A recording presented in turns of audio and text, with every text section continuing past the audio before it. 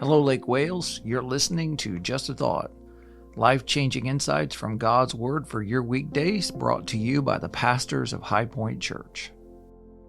Jesus said, it has been said, anyone who divorces his wife must give her a certificate of divorce.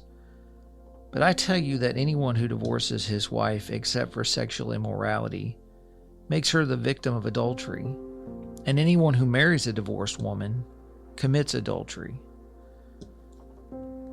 In the Sermon on the Mount, Jesus tackles one difficult issue after another. He has mentioned adultery, anger, murder, and now he mentions divorce. It comes up again in Matthew chapter 19. Large crowds followed him, and he healed them there. Some Pharisees came to him to test him, and they asked, "Is it lawful for a man to divorce his wife for any and every reason?" "Haven't you read," he replied, "that at the beginning the Creator made them male and female, and said, for this reason, a man will leave his father and mother and be united to his wife, and they two will become one flesh. So they are no longer two, but one flesh. Therefore, what God has joined together, let no one separate." "Why then," they asked, "did Moses command that a man give his wife a certificate of divorce and send her away?" Jesus replied, "Moses permitted you to divorce your wives because your hearts were hard, but it was not this way from the beginning. And I tell you that anyone who divorces his wife except for sexual immorality and marries another woman commits adultery." The Pharisees asked Jesus this question about divorce not because they wanted the truth or cared about the people who were divorced.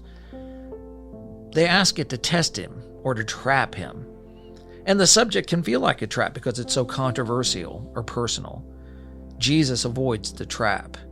And instead of talking about permission for divorce, he reminds them of God's purpose in marriage. Divorce is a problem because of how we think about marriage. Jesus reminds us God did not design marriage as a social arrangement or a legal contract that could be done away with as simply as filling out a certificate. He designed it as a covenant, a sacred bond between two image bearers joined together by his own hand. When we lose sight of the origin and purpose of marriage, we lose sight of its meaning and power. Today, reflect on the fact that God was present at the beginning of your most important human relationship, and he takes seriously what he creates and what you promised. Ask him to help you see your marriage or your future marriage through his eyes rather than the world's. Just a thought from Pastor Jack.